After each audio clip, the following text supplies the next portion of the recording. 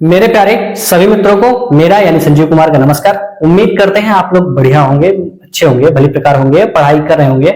चलिए, हम लोग बात कर रहे थे पेपर में आए हुए कुछ क्वेश्चंस की। आज मैं उन्हीं क्वेश्चनों पर फिर से बात करता हूं, ठीक है ना। आज उन्हीं क्वेश्चनों पर फिर से लौटता हूं और कुछ का हल करते हैं, कुछ और क्वेश्चन। चलिए देखिए, आज का जो मेरा पहला क्वेश्चन था वो इसके पहले वाले वीडियो का लास्ट क्वेश्चन था। कह रहा मतलब सेम टाइप है, अलग से थोड़ा सा है। वो क्या कह रहा है, कह रहा 3000 रुपए की राशि है।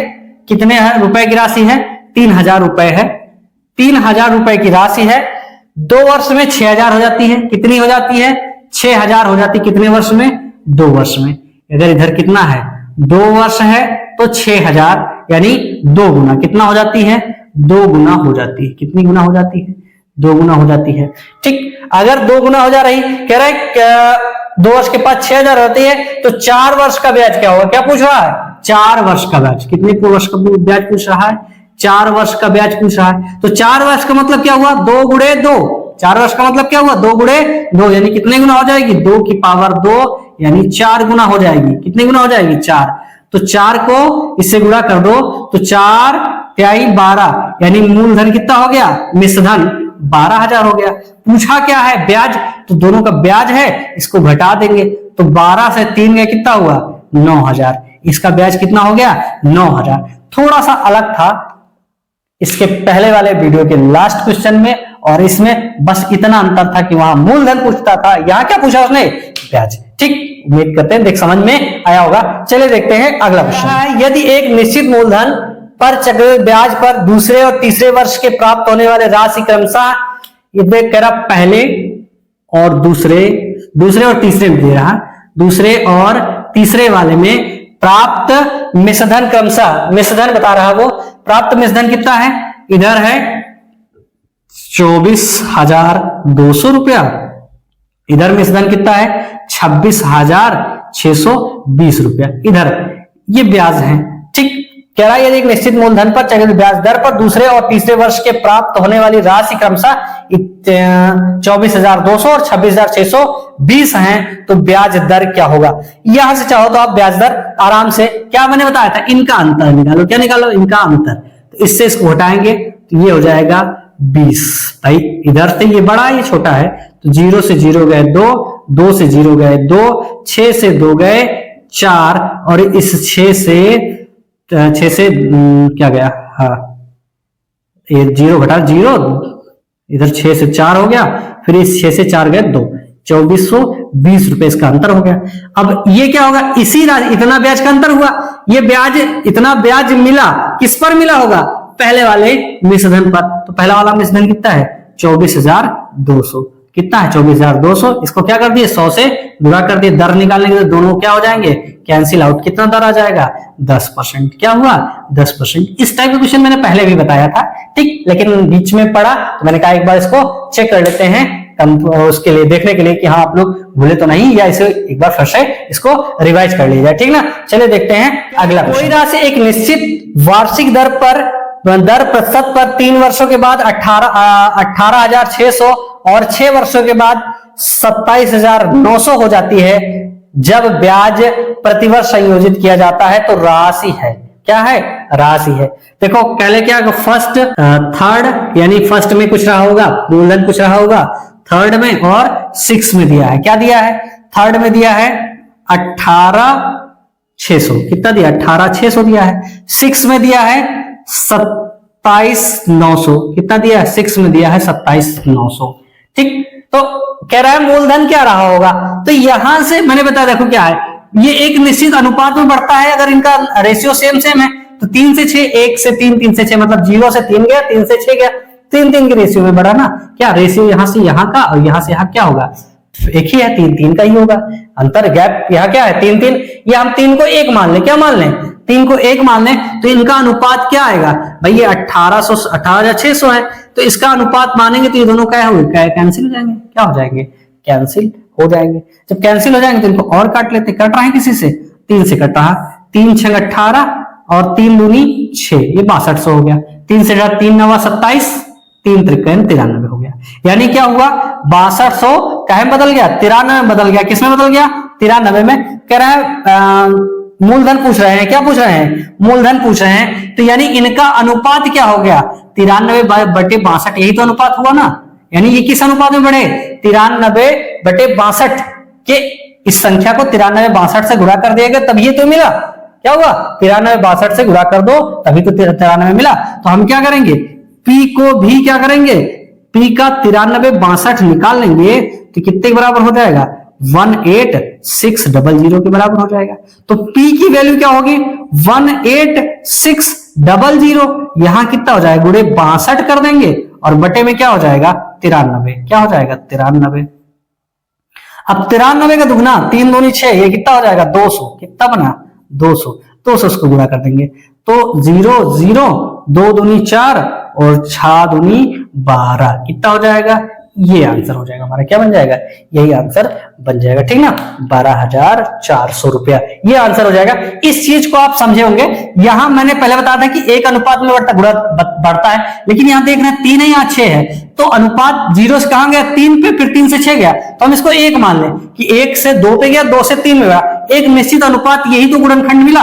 हमने कहा गुणोत्तर श्रेणी में बढ़ते हैं, तो इसका गुणोत्तर श्रेणी है, ये क्या है हमारा, इसका हम गुणोत्तर क्या बोलते हैं, अनुपात निकालिए। इसका गुणोत्तर अनुपात क्या है, 93/62, यानी P को 93/62 से गुणा करोगे तो ये मिलना चाहिए। तो P को मैंने 93/62 से गुणा किया, तो P की वैल्यू निकालने के लिए इसको उधर भेज दिया, ये बटे में चला गया। ये हमारा आंसर हो गया, गुणा भाग मैंने कर लिया। ठीक है, चलिए देखते हैं अगला क्वेश्चन। क्या रहा, एक धनराशि वार्षिक रूप से चक्रवृद्धि होने वाले चक्रवृद्धि ब्याज पर 4 वर्ष के लिए कितना हो जाता है, 11,800, और 6 वर्ष के बाद 17,820 हो जाता है। यानी 4 वर्ष में मिश्रधन कितना हो जाता है, 4 वर्ष में मिश्रधन हो जाता है 11,88,0, और 6 वर्ष में मिश्रधन हो जाता है 17,820। कितना हो जाता है, 17,820 हो जाता है।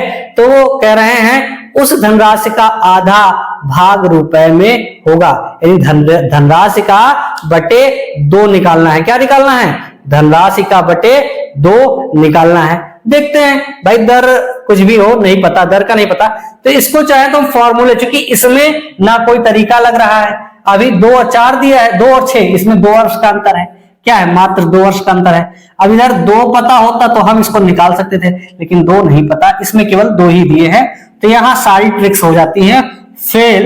यहां एक चीज आती है, फॉर्मूला। तो फॉर्मूला क्या है, ए बराबर क्या बताया था, P1 + R/100⁴n। तो हम क्या करें भाई, इनमें रख दे फॉर्मूले में, कितना हो जाता है 11,088, यानी 11,880 रुपया। ये है बराबर का है, क्या है, P तो एक ही है, P कर देंगे 1 + R/100 की पावर 4 कर देंगे, ये बन जाएगा। इधर दूसरी चीज क्या आ जाएगी, 17,820 इधर हो जाएगा बराबर P के 1 + R/100 की पावर कितनी बन जाएगी, 6। दोनों को भाग करके हम निकाल लेते हैं कुछ वैल्यू, दोनों को भाग करेंगे तो कितना हो जाएगा, 17,820 को ऊपर रखते हैं, नीचे किसको रखते हैं, 11,880 को। ये बराबर हो जाएगा P 1 + R/100 की पावर 6 इधर बन जाएगा, फिर P 1 + R/100 की पावर 4 ये बन जाएगा। P से P को कैंसिल कर दिए, इससे इसको काटेंगे, तो जो कट रहा है उसको काटते हैं भाई, 11 एकम 11, 11 8 88, फिर इसको क्या काटेंगे तो कितना होगा, 11 एकम 11, बचा 6, 68 हो गया, 11 6 का 66, फिर 11 दूनी 22 हो गया, ठीक। फिर 54 4 3 12, 2 से काटेंगे, 5 दूनी 10, 2 2 पंचे 10, और 2 चौको 8, फिर इधर 2 से काट दो, कितना हो जाएगा, 2 8 16, और 2 एकम 2 81, ऐसे कट रहा था, और कितने, ठीक। तो 27 7 3 21, 27 से 27 दूना 54 और 27 23, यानी इसको पूरा लिख के हम क्या लिख सकते हैं, 3/2, यानी इसको पूरा हटा के हम क्या लिख सकते हैं, 3/2। क्या हो गया, और यहां से 4 से काटेंगे तो यहां 2 बचेगा, कितनी पावर बचेगा, 2। तो 3/2 काहे के बराबर है, 1 + R/100 की पावर 2। तो हमें क्या निकालना है, P निकालना है। क्या निकालना है, P। तो यहां देखो 100 की पावर 4 है, इसमें चाहे तो इसमें रख दे, इसमें चाहे रख दे इसकी वैल्यू, ये निकालने हैं। तो ये बराबर काहे हो जाएगा भाई, 11880, ये काहे के बराबर होगा, इसकी पावर 4 है, यहां कितनी है, 2 है, तो यहाँ इसको फिर से 2 पावर कर दो, क्या कर दो, इधर 2 की पावर कर दो 2, तो ये बन जाएगा 8 2 दूनी 4। तो इसका मान कितना निकल आएगा, 3 त्रिका 9, यानी P गुणे 3 त्रिका 9 बटे 4 कितना हो जाएगा, 9 बटे 4। 9 से काट देते, P बराबर हो जाएगा हमारा 1 1 8 8 0 गुणे 4 बटे में कितना हो जाएगा 9। 9 से काट दो भाई, 9 से काटो, जो काट सकते हो काट दो, 9 एकम 9, यहाँ 9 हो गया। फिर यहाँ बचा कितना, 9 2 11, यानी कितना हो गया 28, 9 त्रिक 27 और 9 दूनी 18, 1320। अब 4 से गुणा कर दो, तो 4 0 4 दूनी 8 और 4 त्याई 12, 12 की 2, 4 एकम 4 1 5, कितना हो गया 5280। कितना मिल गया हमें, 5280। ये मूलधन मिला, हमें क्या बताना, इसका आधा, तो इसको बटे 2 कर दो, तो 2 से काटेंगे, 2 दूनी 4, 2 छक 12, 2 चौको 8, कितना हो गया 2640 रुपए इसका आधा हो गया। ठीक है, चलिए देखते हैं अगला क्वेश्चन। इस क्वेश्चन को जो करने का मेरा पर्पस था, मेरा ये था कि इसमें सारे फॉर्मूले हट जाते हैं, तब हमें इस मेथड का यूज करना पड़ता है। जब तक तरीका चलता है, जब तक दिमाग चलता है, जब तक चलाते हैं, नहीं तो फिर क्या करते हैं भाई, मूल मेथड या जो मूल चीजें हैं उनको करने लगते हैं। ठीक है, चलिए देखते हैं अगला क्वेश्चन। यदि किसी धनराशि का 17% वार्षिक दर से 2 वर्ष के लिए चक्रवृद्धि और साधारण ब्याज का अंतर 433.50 है, तो चक्रवृद्धि ब्याज रुपए में होगा, चक्रवृद्धि ब्याज रुपए में कितना होगा, ये पूछ रहा है। तो हम इसको कर लेते हैं, क्या होता है देखो भाई, साधारण ब्याज क्या होगा, 2 वर्ष की अगर बात करें तो 2 वर्ष का साधारण ब्याज कितना होगा, 17 दूनी 34। चक्रवृद्धि ब्याज क्या होगा, 17 प्लस 17 प्लस 17 का 17% है ना, 17 गुणे 17 बटे 100, यही तो होगा। ये 17 दूनी 34, ये 34 हो गया। फिर प्लस इधर कितना हो जाएगा, 17 गुणे 17 कितना होता है, 17 गुणे 17 कितना होता है 289, यानी 2.89, यानी यहाँ कितना हो गया 36.89, यहां हो जाएगा। तो इनका ब्याज दिया, तो इनका ब्याज कितना आ गया 2.89 इनका ब्याज आ गया। ये ब्याज हमारा काहे के बराबर है, 533.50 के बराबर, कितने के 533.50। ये दशमलव से ये दशमलव कट गया, ये हमारा इनका क्या हो गया, ब्याज हो गया। क्या बन गया, ब्याज। यहाँ तो कैलकुलेशन इनका अंतर पता चल गया। उसको पूछ क्या रहा है, उनका ब्याज, तो यही तो पूछ रहा है ना, 36.89 यही पूछ रहा है। इस दशमलव को हटाओ तो यहाँ क्या हो जाएगा 0, इस 0 से 0 क्या कर दो, कैंसिल। अब जो कटते हैं उनको काट दो, जो नहीं कटते उनको ना काटो, सॉल्व कर लो। तो जब इनको सॉल्व करेंगे तो कितना हो जाएगा 5533.6, क्या हो जाएगा 5533.5, सॉरी 6 नहीं, यहाँ कितना हो जाएगा 8, ये 5 ही आएगा, कितना आ जाएगा 5। ठीक, तो ये इसका आंसर बन जाएगा। ठीक, मैं उम्मीद करता हूं कि आपको आज हमारे ये वीडियोस आपको पसंद आए होंगे। अगर आपको वीडियो पसंद आए हैं तो लाइक करें, शेयर करें, सब्सक्राइब करें, दूसरे से भी कहें कि वो भी हमारे चैनल को सब्सक्राइब करें, ताकि हमें थोड़ा सा मोटिवेशन प्राप्त हो और हमें मतलब जो वीडियो बनाने की एनर्जी प्राप्त हो। कुल मिला के ये है। ठीक है, तो आज के लिए इतने रखते हैं, मिलते हैं अगले वीडियो में, तब तक के लिए नमस्कार, जय हिंद।